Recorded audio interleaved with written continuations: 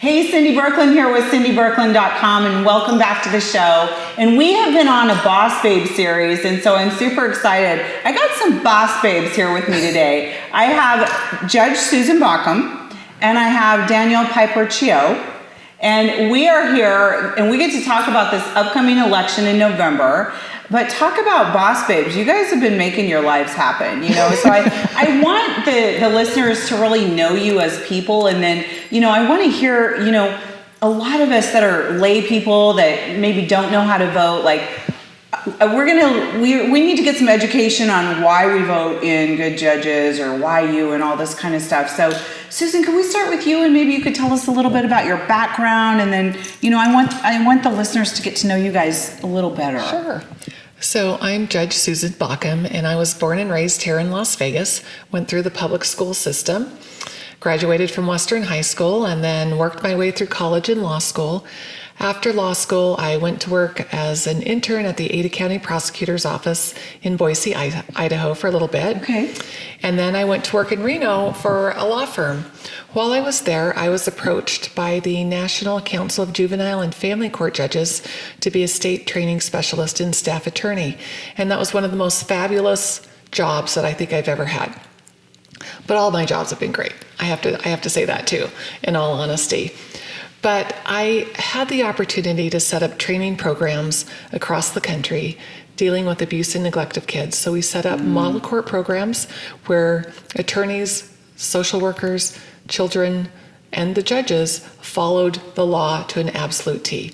So when you remove a child from a home with an allegation of abuse and neglect, you're supposed to reunite them with their families within 18 months, as long as the safety of the child can be maintained. But that wasn't happening, and children were slipping through the cracks. So this program was absolutely amazing. We did some really great work. And while I was there, I was approached by a couple of the Nevada Supreme Court justices to head up a foundation called the Nevada Law Foundation. And I did that for 19 years, providing legal services for abused women, kids, and our senior citizens statewide. And I did that for 19 years. While I was doing that, I was sat pro tem in family court, the City of Las Vegas Municipal Court, Las Vegas Justice Court, North Las Vegas Justice Court, and really decided that I wanted to take access to justice to a different level. So I ran for a seat in 2010. I was elected Las Vegas Justice Court Justice of the Peace, was reelected in 2016, and here we are in 2022, and I'm running again for reelection. You know, and I really want to bring alive how important it is for experience, because your level of experience is huge.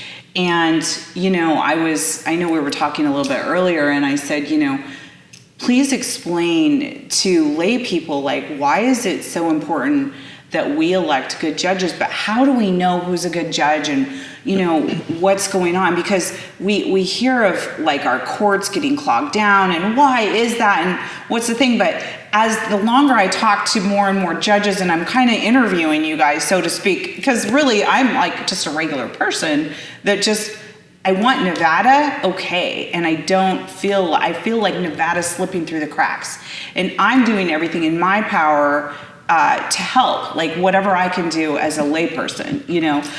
So tell us what we need to know about a judgeship. Like, what is really important? Like, there's lots of judges out there, okay, but not all of them are great. Okay, we want great judges. So please explain in a way that we can understand. Like, I know this is your industry, but how, as a voter, what do I need to know, and what do I need to pay attention to get Nevada back on track? Well, Cindy, I think that you want judges, first of all, that have experience, okay? Yep. I have that. I have 30 years of legal experience, 12 of it as a judge. You want judges that are fair, that follow the law. Yes. And that really listen. And one of the most important things I believe that a judge needs to do is to really listen. Las Vegas Justice Court, we call it the People's Court. It is fast-paced. It is not unusual to have people come in there, well, obviously, for a traffic ticket, a civil eviction, and It could be a DUI, it could be a drug case. There are all sorts of reasons that they come to court, but it's scary. Yes. And because it's fast paced, so you have to not only look at the person standing in front of you, the charges that the DA's office has filed, but you need to look at the whole person. You need to look at their body language, their demeanor. You need to look at their eyes, because sometimes their attorneys think that their client understands what's going on, or they understand the plea or the agreement that has just taken place that they believe that their client wants to take. But that's not always necessarily true. So as a judge, you have to be able to ask sometimes the hard questions. Are you sure you understand what's happening today? Are you sure you understand and accept the negotiation that's going on before the court? But like I said, you have to take a look at the whole picture, because sometimes there are things that are going on that are not being said. You have to be able to read a room. Yeah. You have to be able to read an individual as well. Well, and I coming from, I've been in a courtroom before too. Like, I used to have tons of rental properties, and, I'd have to evict people, just. Judges have to follow the law. Yeah. But they have to understand the whole picture, right? Yeah. You have to take people's circumstances into consideration when they're standing before you. Yeah. And everybody wants to be treated kindly, fairly.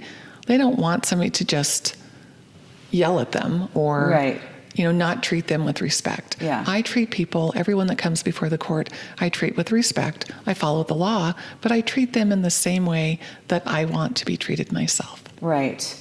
Yeah. Okay. So we're on to something here, like fairness and listening. How cool is that, right? Okay. Well, Danielle, how about you? Like, I would love to hear your backstory and a little bit about you, and then we can kind of get on. I'd love to hear some stories or things like that. But tell us a little bit about your background. So I was born and raised in Honolulu, Hawaii. I lived there for 18 years of my life. Then I went to college. Loved California, had a good time. That was the old days in California. And then I actually moved back to Hawaii and was a nanny for 2.5 years, which shocks everyone that knows me. Right. Don't be shocked. And then after that, I made the decision to go to law school. My decision to go to law school was predicated on when I graduated from college, I actually volunteered at a place called Child Abuse Services Team. So when a child would report that they were sexually molested, they would come to our facility. I was a volunteer at the facility. The facility had a nurse, so they could do the exam. They had a therapist, CPS workers, social workers. The police were there, but there was somebody, one of the deputy district attorneys from the Orange County DA was there. And so as I watched all these disciplines work together, I thought it was a great concept. But the person to me that spoke for the victim was the deputy DA. So I would go to court and kind of watch what they did in court, and I thought, wow, that's fascinating. And then I asked her, hey, how did you become do this? And she said, you have to go to law school. And I was like, ooh, that's bad, because I'm a bad student. Terrible. But I went to law school knowing what I wanted to do, right? So that's a different thing. It was a means to an end for me. Yes. I went to law school, and my mom actually went to law school at the same time I did. So my mom went to Boyd School of Law, and I was at McGeorge School of Law at the same time. Wow. Around the time that I graduated from law school, Gray Davis was getting recalled as the governor of California. And so the economy was terrible. And so I had to move someplace. So I moved to Las Vegas with my mom. I started working at the city attorney's office as a prosecutor in 2003. And then in 2005, I moved to the Clark County District Attorney's office. I was in general litigation. And then in 2009, I was moved to the sexual assault unit, where I actually realized my dream, right? Yeah. I was prosecuting the kind of cases that I went to law school for. And then in 2011, I was moved to the gang unit. And in 2012, I was made the head of the gang unit, where I still am. So we prosecute gang crimes as well as hate crimes and things related to counterterrorism. Wow. And I saw what was going on in the community that I love and that I live in. And I made the decision that the judge that was sitting there needed to be removed. So I'm running against an incumbent. It's a huge feat, but I made the decision that community safety is important to me. It's what I've done for 19 years, and I'm going to continue to do it. Well, and do you think that a lot of these judges that we're seeing are just getting softer and softer on crime? Like, why are they ruling not in our favor as a safe society? It just feels like, okay, people can do these crimes over and over again. what would be the thought process of a judge to let these people continue to be out? Like, if we're following the law and it's obvious that they've done the crime, what is it about that they're going to say, no, I don't think this person needs to go to jail? I think it comes down to experience. So I think a lot of times when a judge reads a declaration of arrest and looks at the person's criminal history and may look at the crime that was committed, they look at the factors that you're given in bail. But I think if you don't have the experience to know and understand what that person has done, how it's affected the community. For instance, most people think possession of stolen vehicle, it's not a big deal, right? I mean, it's just stealing a car. But I've actually talked to multiple victims who are working people who say, when somebody steals my car, I can't go to work. Right. I can't take my kids to school. I can't go to the grocery store. So actually, that's a big deal. It may not be violent. It may be a property crime, but it still affects people. I think if you have experience and you understand that background, then you understand that behind every crime is a victim. Right. And so that has to be a factor, and it comes into the community safety factor. That has to be a factor in your determination. But I think sometimes judges look at the crimes and they're just, they see one person at a time and they're not looking at the whole picture. And I think that's the difference. That's where experience helps, because I've been there. I've talked to those people. I've said to them, I'm really sorry. You're probably never going to get your car back, but maybe we can try and get you some restitution. Well, how is that going to help them when they have to take their kids to school, their kids to the doctor, or go to the grocery store, or get to work? Those are the things that affect people that I think sometimes judges just don't see and understand.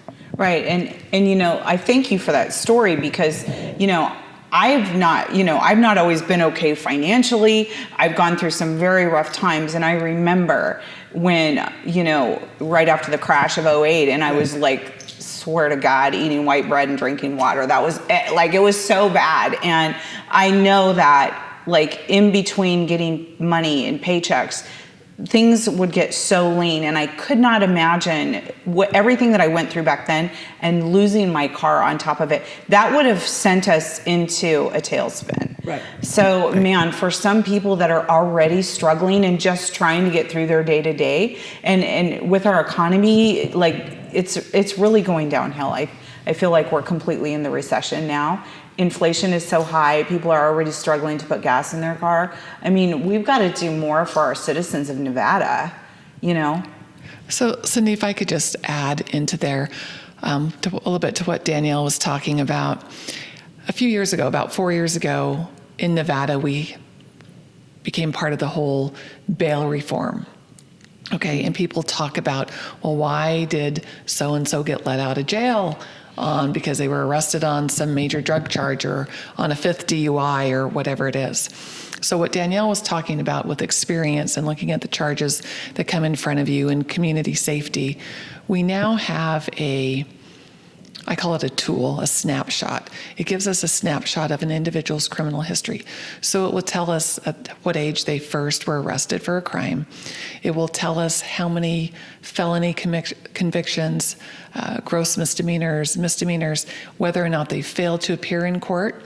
And so that helps us as judges look at the entire picture, and then we have bail factors in addition to that, pursuant to statute. How long have they lived in the community? Do they have a job? Who do they live with? What are their ties? So we take all of that into consideration in setting bail. Now, some people are a little tougher and more community safety oriented, and others are not. But still, you have to follow the factors set forth in making a determination. It used to be 5, 6, going back longer than that somebody would be in custody for 72 hours before they were in front of a live judge. Now, on most individuals are before a judge within about 12 hours of arrest. So we've definitely made some great strides in getting these people seen quicker so their constitutional rights are not violated. And then we go forward with a bail hearing and determinations are made. So basically, there's so many moving factors that you guys have to look at. You guys, this is important. Who we vote for is so important. And this is the whole reason I have people on the show is really for those of us that just don't know who to vote for. it really boiled, like you're saying, it boils down to experience. When you have as many years as you've had, you're seeing stories, this is affecting people in our valley. The families, you're getting an idea of how this all works. And we can't just put somebody in that isn't prepared for this, and we need people that are following the law and looking at the citizens first. Literally your job is to be nonpartisan, right? But follow the law and be fair and listen. So this is great. And I think what most people don't realize is that as a prosecutor, the burden is on me to prove the case beyond a reasonable doubt. I have no problem with that standard. But what that also means is I have to know what the law is. That's what people forget. As a prosecutor, I am bound by the law. I can't just stand up and make wild accusations. I have to have facts that back up what I'm saying, and I have to apply the law to that. So I think that's another clue when you're looking at people to vote for, is look at what their experience is. As a prosecutor, we have to know the law. We are bound by that. We have special ethical considerations that we must comply with that other attorneys do not comply with, have to comply with. Right. And if I could just add on to that, Danielle's talking about ethics and work ethics. And I think that, judges need to work hard. We have to have a good work ethic. And before we started, we were talking about when I first took the bench, I had a civil caseload. And another new judge and I, we cleaned up a backload of 6,000 cases in the first 90 days on the bench by putting in hard hours, by 14, 16, 18 hours a day, weekends and holidays to get that caught up.